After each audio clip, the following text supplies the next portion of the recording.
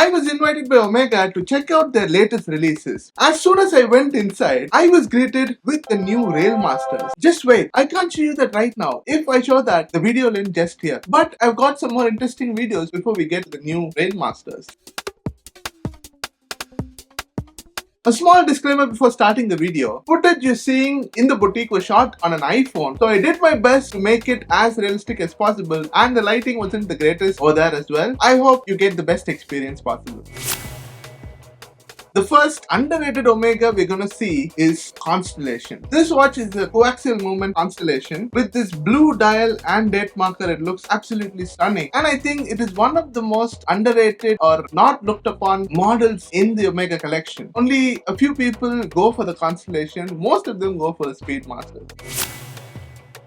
Being a very exclusive event, not many people were there, and it was really good boutique as well. It had a very good collection of watches. I went to the Seamaster collection and I found two watches really interesting. The first was the Ultra Deep. This watch is historically very significant as well as very good looking. It's quite thick, but it was one of the first watches in the world to go 20,000 feet under Mariana Trench. Only people who know about this watch would get this one. And this watch has a special feature where if you shine a UV light, you can actually see a motif saying that Omega was here. You can't find that in any other watch. While I was looking at this watch, the person on the screen here is Bala. He is the best person to ever buy a watch from. He knows in and out everything about Omega watches, and if you talk to him or want to buy a watch from him, he'll definitely amaze you by his talent. He showed me a Planet Ocean and he said that this is a very interesting watch, and I was like, it didn't look so interesting to me, and he said this is a Planet Ocean GMT and it is lighter than any other watch you've ever seen. Once I held that watch in my hand, it was true. That watch was so light. The reason behind that was it was made up of solid titanium, starting from the parts as well as the case. It was very light, it had a GMT function, but the price tag was very, very high compared to any other Omega.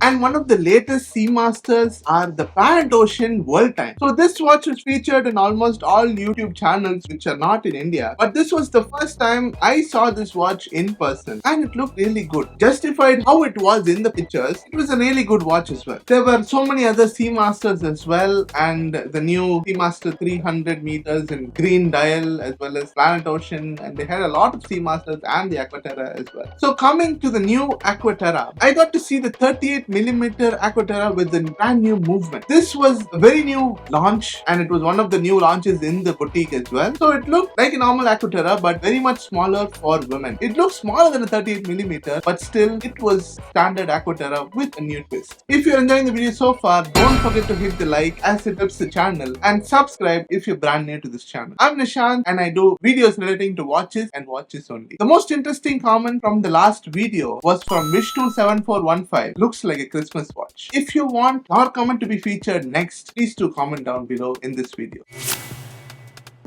When it comes to the Speedmasters, they had a few collections like the FOIS, First Omega in Space, and one more interesting Speedmaster which I got to see for the first time, which is the Omega Speedmaster Meteorite. This watch is a feature-packed watch. It had a meteorite dial which is unique each watch, and a moon phase as well, and the movement behind looked spectacular. This watch was one of the watches which I wanted to see for such a long time. It was released back in February, but now I got the time to actually see the watch in person, and it looked absolutely stunning. I wanted to see the grey version as well, but the black looked stunning. The grey would have been much better.